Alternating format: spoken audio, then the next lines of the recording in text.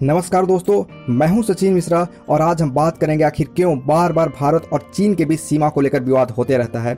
साथियों, आज इस वीडियो में एक एक पॉइंट को बहुत ही विस्तार से बताऊंगा, तो वीडियो को पूरा देखिएगा। चलिए दोस्तों, वीडियो शुरू करते हैं।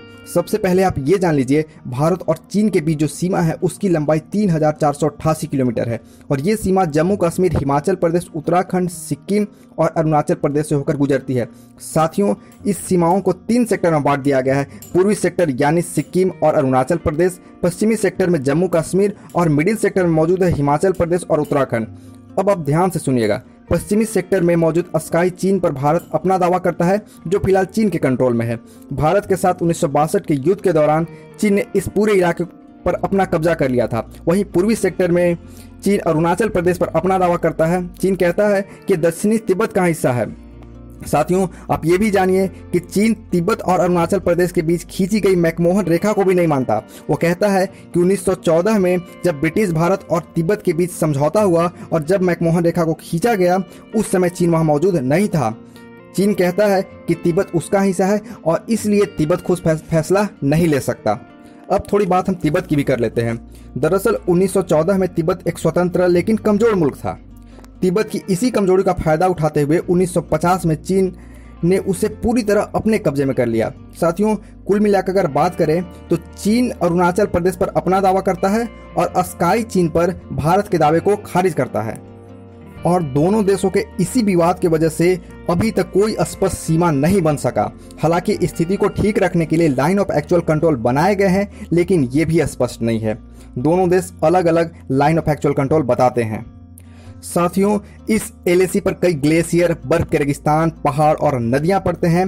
एलएसी के साथ लगने वाली कई ऐसे इलाके हैं जहां अक्सर भारत और चीन के बीच तनाव की खबरें आती है। आगे इस वीडियो में देखेंगे। साथियों, अब हम बात करेंगे पेंगोंग झील के बारे में। पेंगोंग झील की लंबाई 134 किलोमीटर है। इस झील का 45 किलोमीटर क्षेत्र भारत में पड़ता है, जबकि 90 किलोमीटर का जो क्षेत्र है वो चीन में आता है और एलएसी इसी के बीच से गुजरती है। कहा जाता है कि पश्चिमी सेक्टर में चीन और भारत की जो झड़प होती है ज़्यादातर पेंगोंग झील से ही होती है। इसकी वजह यह है कि इस क्षेत्र में दोनों देशों के बीच एलएसी को लेकर असहमति, दोनों ने अपनी अलग अलग एलएसी तय की हुई है। इसलिए उन्हें लगता है कि सामने वाला देश के सैनिक उनके क्षेत्र में आ गए हैं। साथियों, रणनीतिक तौर पर इस झील का काफ़ी महत्व है, क्योंकि ये झील चुशुल घाटी के रास्ते में आती है। चीन इस रास्ते का इस्तेमाल भारत पर हमले के लिए कर सकता है।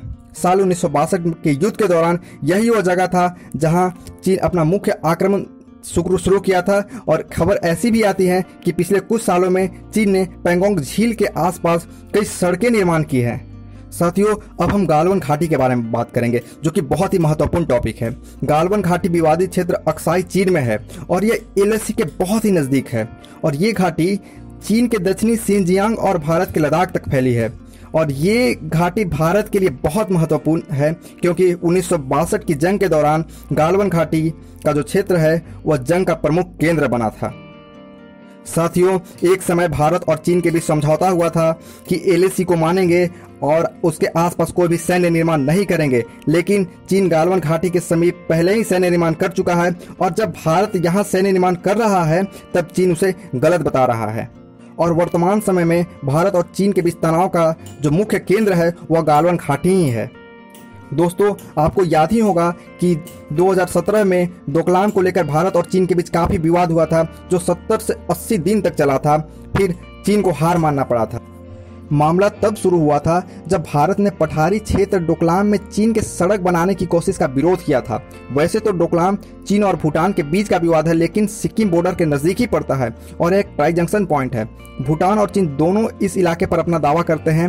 भारत भूटान के दावे का समर्थन करता है। साथियों, ये इलाका इसलिए भी बहुत अहम है कि अगर चीन डोकलाम में सड़क बना लेता तो चीन भारत के उत्तर पूर्वी राज्यों पर अपना कब्जा करने की कोशिश करता। साथियों, अब हम वीडियो में बात करेंगे तवांग के बारे में। तवांग अरुणाचल प्रदेश का इलाका है और चीन कहता है कि यह तिब्बत का हिस्सा है और वो दावा करता है कि तवांग और तिब्बत के काफ़ी ज़्यादा सांस्कृतिक समानताएं हैं और तवांग बौद्धों का प्रमुख धर्म स्थल है, इसलिए तवांग तिब्बत का हिस्सा हुआ। और इसीलिए जब दलाई लामा ने तवांग मिनिस्ट्री का दौरा किया था तो चीन काफ़ी विरोध किया था। साथियों 1962 में भारत और चीन के बीच युद्ध हुआ था और चीन ने तवांग पर भी कब्जा कर लिया था, लेकिन अरुणाचल प्रदेश का भौगोलिक स्थिति पूरी तरह भारत के पक्ष में था, इसलिए चीन युद्ध जीतकर भी तवांग से पीछे हट गया।